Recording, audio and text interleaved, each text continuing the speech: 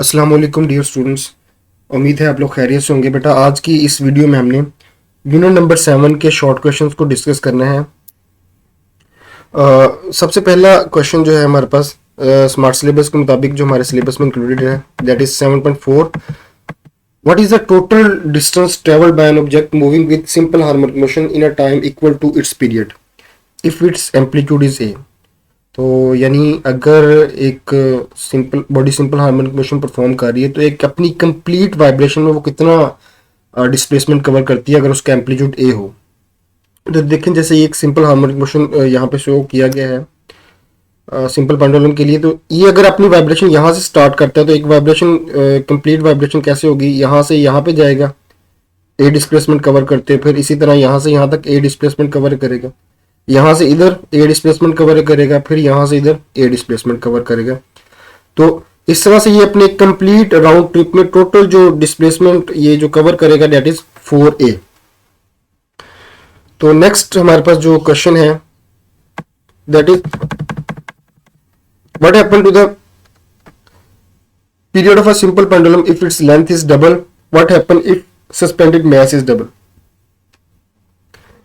तो अगर हम सिंपल पेंडुलम की लेंथ को डबल कर दे तो उसके टाइम पीरियड पे क्या फर्क पड़ेगा, इसके फॉर्मूले से ठीक है हम कैलकुलेट कर सकते हैं उसको। तो लेंथ डबल करने से टाइम पीरियड √2 टाइम्स इंक्रीज हो जाएगा। ठीक है, किस तरह से इसको कैलकुलेशन करके देख लेते हैं। देखिए सिंपल पेंडुलम का टाइम पीरियड इक्वल है t is equal to 2 pi √L/g। अगर मैं यहाँ से L को डबल कर दूं यानी 2L, तो यहाँ पे पुट कर देते हैं L की जगह पे 2L पुट कर दिया। तो देखें जब L की जगह पे 2L पुट कर दिया तो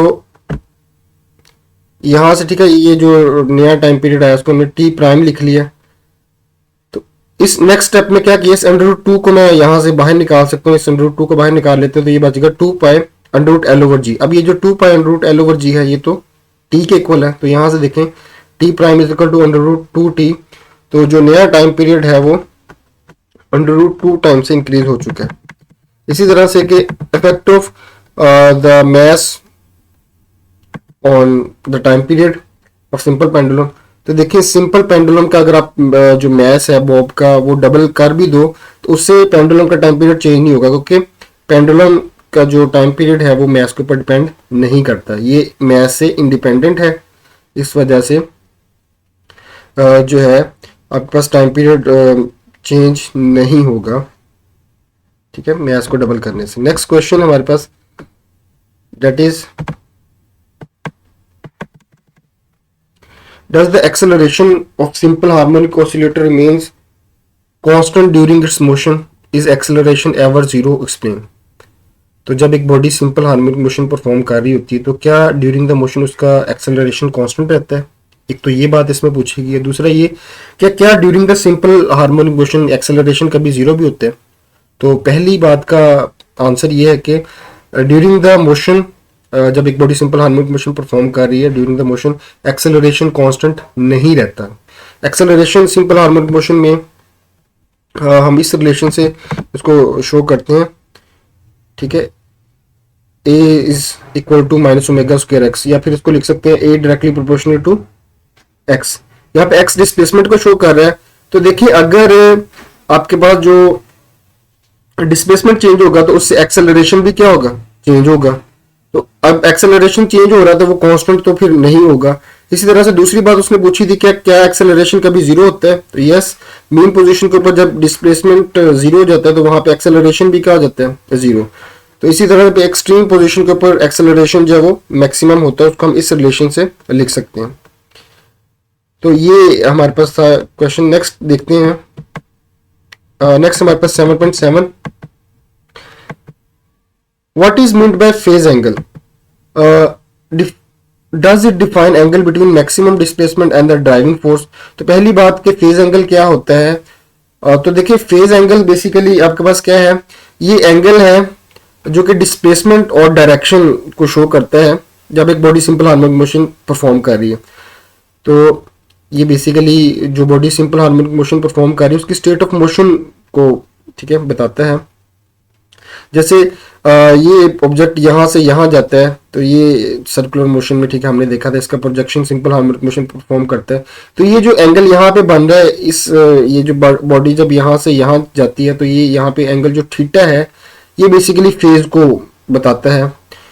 तो दूसरी बात इस क्वेश्चन में जो उसने पूछी थी कि क्या ये जो फेज एंगल है ये मैक्सिमम डिस्प्लेसमेंट और ड्राइविंग फोर्स के दौरान एंगल है, तो ऐसा नहीं है। ये जो फेज एंगल है ये ड्राइविंग फोर्स और मैक्सिमम डिस्प्लेसमेंट के दरमियान एंगल नहीं है, बल्कि ये वो एंगल है जो रोटेटिंग बॉडी रेफरेंस लाइन के साथ बनाती है। नेक्स्ट हमारे पास question number 7.8, under what condition does the addition of two simple harmonic motion produce a resultant which is also simple harmonic motion। तो अगर कहते हैं कि दो हार्मोनिक ऑसिलेटर्स को आप किस तरह से ऐड करें कि उनका जो रिजल्टेंट है वो भी सिंपल हार्मोनिक मोशन ही परफॉर्म करें, तो इसके लिए देखिए, अगर तो कुछ कंडीशंस हैं, ये कंडीशन सेटिस्फाई होती हैं तो तब जो दो सिंपल हार्मोनिक मोशन का रिजल्टेंट है वो भी सिंपल हार्मोनिक मोशन ही होगा। अगर उनकी फ्रिक्वेंसी सेम हो जिनको आप ऐड कर रहे हो, तो एक ही जैसी फ्रिक्वेंसी से वाइब्रेट कर रहे हो, उनकी नेचर सेम होनी चाहिए। मतलब दोनों या तो मैकेनिकल ऑसिलेटर हैं या फिर इलेक्ट्रोमैग्नेटिक। मैकेनिकल वेव जो है वो इलेक्ट्रोमैग्नेटिक वेव्स में मतलब सुपरपोज्ड नहीं हो सकती। तीसरी बात कि उनमें कांस्टेंट फेज डिफरेंस होना चाहिए। अगर ये तीन कंडीशन सेटिस्फाई होती हैं तो तभी जो है एक बॉडी मतलब जो उनका रिजल्टेंट होगा वो भी सिंपल हार्मोनिक मोशन परफॉर्म करेगा, दो सिंपल हार्मोनिक मोशन का रिजल्टेंट।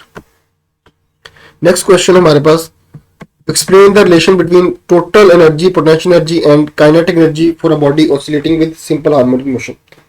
देखिए, जब एक body simple harmonic motion perform करती है टोटल एनर्जी हमेशा कांस्टेंट रहती है। बाकी उसमें काइनेटिक एनर्जी पोटेंशियल एनर्जी में चेंज होती रहती है, पोटेंशियल एनर्जी काइनेटिक एनर्जी में। जैसे एक्सट्रीम पोजीशन के ऊपर जब होती है बॉडी तो उसके पास सारी की सारी जो एनर्जी है वो पोटेंशियल एनर्जी की फॉर्म में होती है, क्योंकि वहां पे वेलोसिटी जीरो है तो potential energy kinetic energy zero होती है, तो kinetic energy potential energy maximum होती है। तो इसी तरह से जब बॉडी एक्सट्रीम पोजीशन से मीन पोजीशन की तरफ आती है तो पोटेंशियल एनर्जी कम होना शुरू हो जाती है, वो काइनेटिक एनर्जी में, और काइनेटिक एनर्जी इंक्रीज होना शुरू हो जाती है।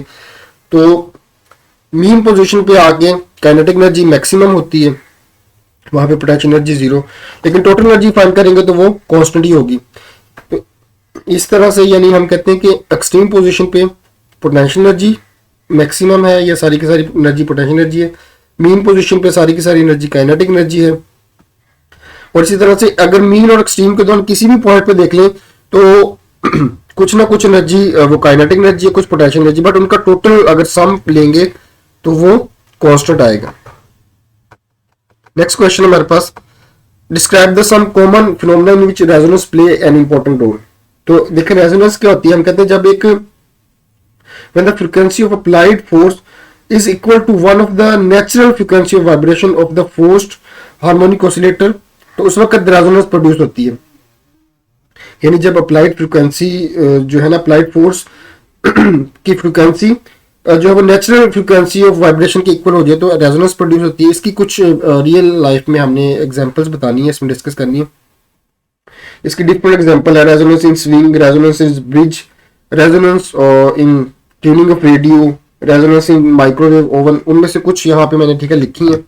तो ट्यूनिंग ऑफ रेडियो ये इलेक्ट्रिकल रेजोनेंस की एग्जांपल है। देखिए जब रेडियो जो है उसमें हम नोब को घुमाते हैं तो उसमें क्या होता है, हम उसकी फ्रीक्वेंसी, नेचुरल फ्रीक्वेंसी जो है उसको, सर्किट की नेचुरल फ्रीक्वेंसी को चेंज कर रहे होते हैं। तो एक पॉइंट आता है कि वो जो फ्रीक्वेंसी है नेचुरल फ्रीक्वेंसी और वो जो ट्रांसमीटर से जो फ्रीक्वेंसी आ रही है वो इक्वल हो जाती है, तो उस वक्त रेजोनेंस प्रोड्यूस होती है। तो जब रेजोनेंस प्रोड्यूस होती है वहां पे एम्पलीट्यूड हम कहते हैं मैक्सिमम होता है या फिर एब्जॉर्प्शन मैक्सिमम हो जाती है एनर्जी की। तो इस तरह से हमारा जो स्टेशन है या वो जो हम एफएम का स्टेशन ट्यून कर रहे होते हैं वो ट्यून हो जाता है। दूसरी एग्जांपल इसकी मोशन ऑफ स्विंग, ये मैकेनिकल रेजोनेंस की एक एग्जांपल है। इसमें होता है कि जब हम एक स्विंग है झूला, उसको पीरियोडिक फोर्स उसके ऊपर अप्लाई कर रहे हैं तो एक टाइम आता है कि पीरियोडिक फोर्स की वजह से जो मतलब उसकी वजह से जो हो रही है फ्रीक्वेंसी प्रोड्यूस हो रही है उसकी स्विंग की नेचुरल फ्रीक्वेंसी के इक्वल हो जाती है, उस वक्त रेजोनेंस प्रोड्यूस होती है। तो रेजोनेंस पे एब्जॉर्प्शन मैक्सिमम होती है, तो हम कहते हैं वहाँ पे जो स्विंग है उसके एम्पलीट्यूड रेजोनेंस पर इंक्रीज हो जाते हैं। ये कुछ एग्जांपल्स थी रेजोनेंस की। नेक्स्ट हमारे पास जो क्वेश्चन है that is if the mass spring system is hung vertically and set into oscillation where does the motion eventually stop. अगर हम एक body simple harmonic motion perform कर रही है, जैसे ये एक मास स्प्रिंग सिस्टम है फॉर एग्जांपल, या कोई भी एक पेंडुलम है आपके पास, तो कहता है कि अगर इसको इस तरह से वाइब्रेशन पे परफॉर्म करवा दे तो ये मतलब वाइब्रेशन स्टॉप क्यों हो जाती है। तो बेसिकली वाइब्रेशन स्टॉप इसलिए होती है, हम कहते हैं ड्यू टू डैम्पिंग। ये देखें, जब ये ऑब्जेक्ट जो है यहाँ से वाइब्रेट कर रहा है यानी अप एंड डाउन, ठीक है, वाइब्रेशन परफॉर्म कर रहा है, तो इसको ये जो फ्रिक्शनल फोर्सेस हैं इनके खिलाफ इसको वर्क डन करना पड़ता है। तो हर वर्क डन में, हर वाइब्रेशन में थोड़ा सा उसकी एनर्जी यूटिलाइज हो जाती है। तो इस तरह से उसकी वाइब्रेशन आहिस्ता आहिस्ता मतलब स्लो होती जाती है और इवेंचुअली जो है वो स्टॉप हो जाता है। ये बच्चों हमारे पास यूनिट नंबर 7 के शॉर्ट क्वेश्चन थे।